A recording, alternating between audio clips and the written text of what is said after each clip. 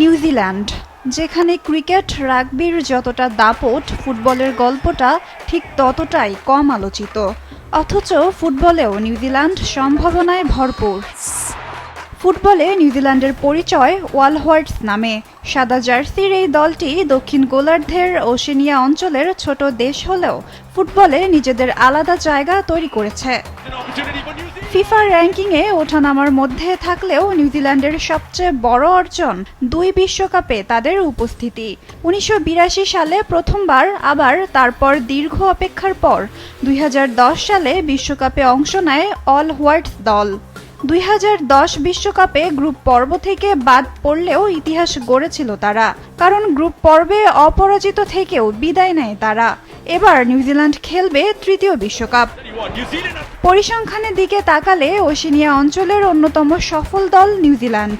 তারা বহুবার AFC Nations cup জিতেছে এবং নিজেদের অঞ্চলের প্রায় সব টুর্নামেন্টেই আধিপত্য বজায় রেখেছে।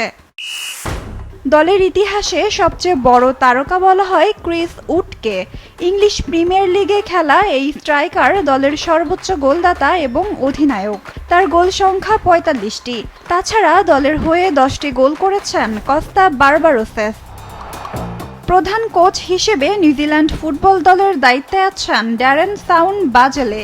2026 বিশ্বকাপের জন্য দলকে গড়ে তুলেছেন এই ইংলিশ কোচ।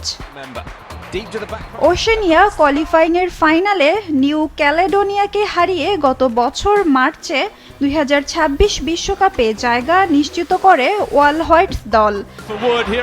এবারের ফুটবল বিশ্বকাপে গ্রুপ জিতে খেলবে নিউজিল্যান্ড। 16 জুন ইরানের বিপক্ষে ম্যাচ দিয়ে বিশ্বকাপ মিশন শুরু করবে তারা। 22 জুন প্রতিপক্ষ মিশর এবং 27 জুন নিউজিল্যান্ড লড়বে বেলজিয়ামের বিপক্ষে। সব মিলিয়ে নিউজিল্যান্ড মানে ফুটবলের আন্ডারডগ স্টোরি, যেখানে বড় বাজেট নেই তারকার ভিড়, কিন্তু আছে লড়াই করার মানসিকতা আর অপ্রত্যাশিত চমকের সম্ভাবনা।